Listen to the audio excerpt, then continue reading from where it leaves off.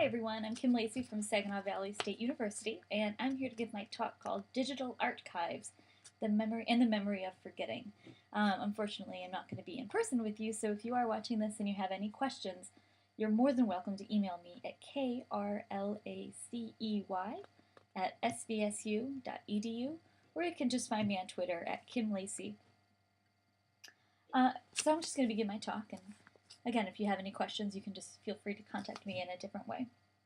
In his 1999 book, Museum Memories, History, Technology, Art, Dieter Malouf, a professor of comparative lit at UC Santa Barbara, argues that history is the remembrance of the loss involved in remembering.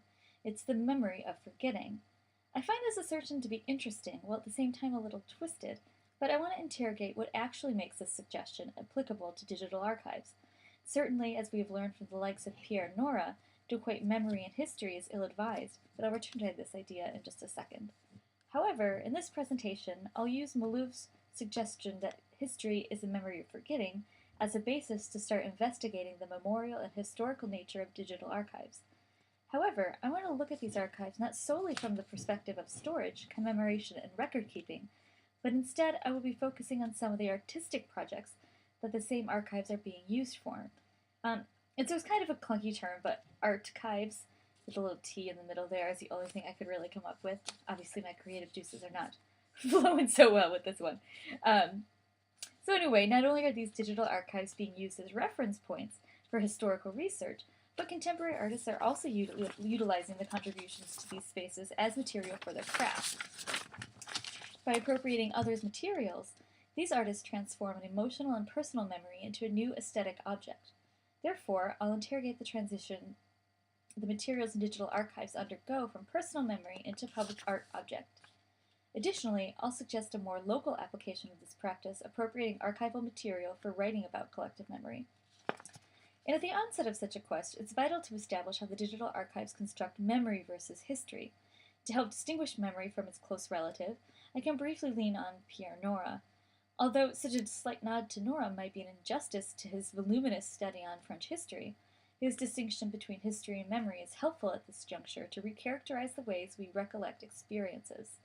On the one hand, history for Nora is a representation of the past, calling for analysis and critical discourse. Memory, on the other, thrives on vague, telescoping reminiscences, on hazy generalizations, and is vulnerable to all kinds of projections and censoring. Memory, as we know it, is always subjected to forgetting. Our personal affective responses will limit or censor what we can recall.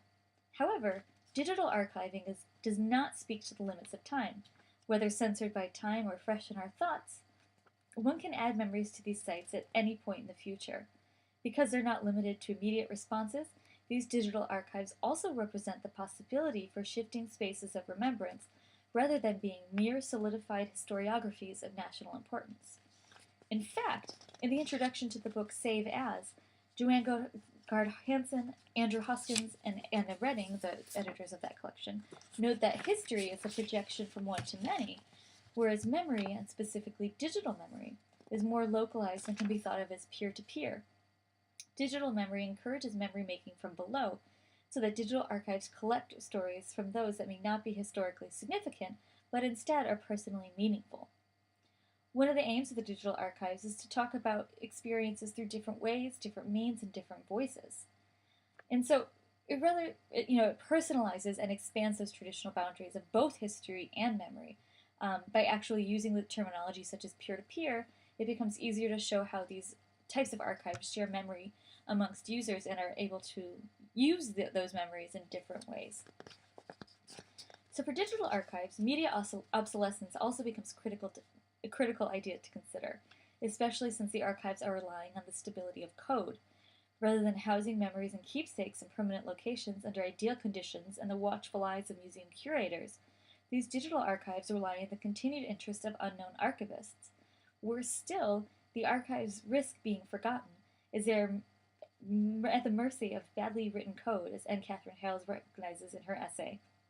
Traumas of Code, quote, "Nothing is more difficult to decipher than to decipher code that someone else has written and insufficiently documented," unquote. Because the digital archives are code by nature, they will always be subjected to the torments of bad code sourcing. Various internet protocols and server stability, these digital archives, too, are relying on backwards compatibility, the process that allows newer media devices to read or project older versions of software or other saved materials. And so the issue of media obsolescence foregrounds another distinction, the type of content that's actually in these archives. And the content of these digital archives is a bit different than what you would find in a closed museum or a memorial. Each digital archive houses a great many types of sources, but they all have one common element. All of the source materials are digital files. For example, how might the content appropriate, or to use Jay Bolter and Richard Gruesom's term, remediate, a previous medium, since it is reinventing, reinterpreting, and technologically updating older media for use in fresh contexts? Remediation, a term that was influenced by McLuhan's statement, one media's content is always another media's, absorbs previous media while at the same time being presented in a new form.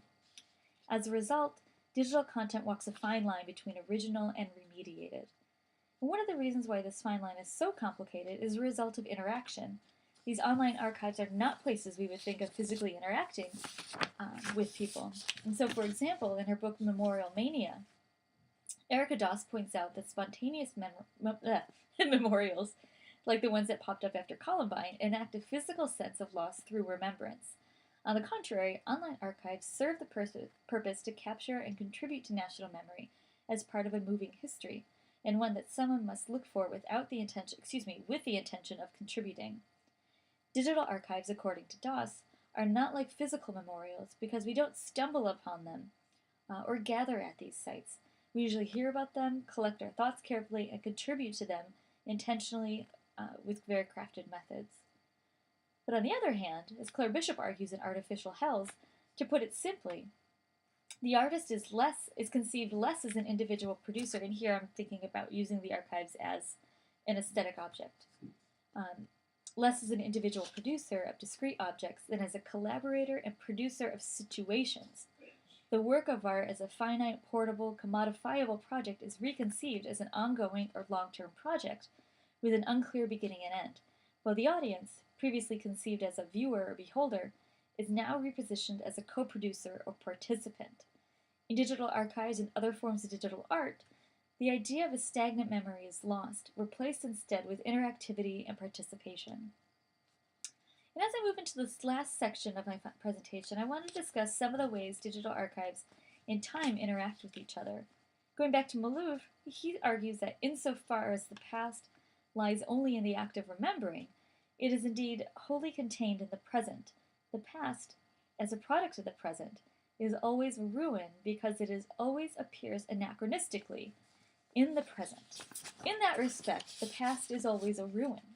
That is, an element that signifies its presence in the present as a damaged, inauthentic image of what was really in the past. So one of the more interesting studies of temporality in digital art, and here I'm including artwork within archives and other, using archival material, is Timothy Murray's book Digital Baroque, New Media Art and Cinematic Folds. Murray recontextualizes these two terms, digital and Baroque, by examining their interconnectedness through a heavy analysis of the Deleuzian concept of the fold, which I'll get to in just a sec, in order to suggest that the digital and Baroque are legitimately and intimately created. And here we can see how, like the archive and the appropriation of the digital archive is being used as art, and so we're kind of juxtaposing these two things that we normally wouldn't think of juxtaposing, and that's really what Murray is arguing also in this book. But what is the fold? For Deleuze, the fold represents a flexible or an elastic body that still has cohering parts that form a fold, such that they are not separated into parts, but are rather divided to infinity in smaller and smaller folds that always retain a certain cohesion. Thus, a continuous labyrinth is not a line dissolving into grains, but resembles a sheet of paper divided into infinite folds, or separated into bending movements, each one determined by the consistent or conspiring surroundings, unquote. These flexible bodies with cohering parts are not to be seen independently from or exclusively for each other. Instead, they're designed to branch out beyond their shared between and create other betweens with each other. In Digital Baroque, Murray suggests that digital Digital art, such as archives, CD-ROMs, installations, interactive websites, are representations of the fold for a few reasons. First, just by the nature of the examples he reviews, he highlights the homage to the artworks and how they show the Baroque period. This homage signals a connection spanning centuries of development. Again, we see that juxtaposition of, collecting something and making it become something new, and that's really what I'm really interested in here, especially with the archive and how we can appropriate those into artwork itself. Second, with digital art, and unlike other art of the Baroque period, patrons are capable of interacting rather than simply passively viewing a piece. This interaction is where the new fold comes into play.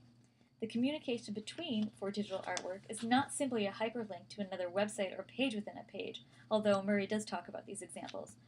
For Murray, the communication between represents a contemporary interpretation of Deleuze's fold. In other words, the conversation that occurs between two texts, either explicitly or implicitly, succeeds because it is not a matter of opposition. For example, this text is what that text is not, but rather complements, adds to, and extends the original piece. The result is, of course, more folds. The conversation to which Murray is alluding is his reasoning for coupling digital Baroque to begin with. For Murray, the digital Baroque, quotes, reflects on the historical and ideological complexity of the new apparatuses of digital electronic arts in relation to their critical and ideological reconfiguration of historical methods, literary authorship and authority, artistic icons, cinematic memories, and, most of all, New World communities. To speak even more directly about the archive of memory, I want to finally turn to Wolfgang Ernst's recently translated Digital Memory in the Archive. For Ernst, the greatest change in archival storage is the shift from read-only to participatory. Such participation, however, is still bound within a temporal construct. The media archaeological exercise is to be aware at each given moment that when we direct our senses to human voices or images of the past, replayed from media recordings, we are not communicating with the dead. Rather, we're dealing with the past as a form of delayed presence, preserved in a technological memory. Thus, the digital archive doesn't make memories timeless or out of time, but in a McLuhanian sense, it changes one's interaction with the memory through the medium itself. So to conclude, I want to close with a quote from Ernst, again noting the change of the archival process. Quote, "The fundamental difference, though, between a classical print-based archive and multimedia storage is interaction, which at the same time increases memory capacities of the use, in contrast to just reading or looking at things and commemorating them." Thanks. And again, if you have any questions or if you want to talk through some of this is just, as a lot of projects are in the early stages of things, feel free to shoot me an email at krlacey@svsu.edu or find me on Twitter at KimLacey, KIMLACEY. Great, and thanks to Jeff Prufnick for playing this video. I really appreciate it. So have fun at Computers and Writing, and thanks a lot.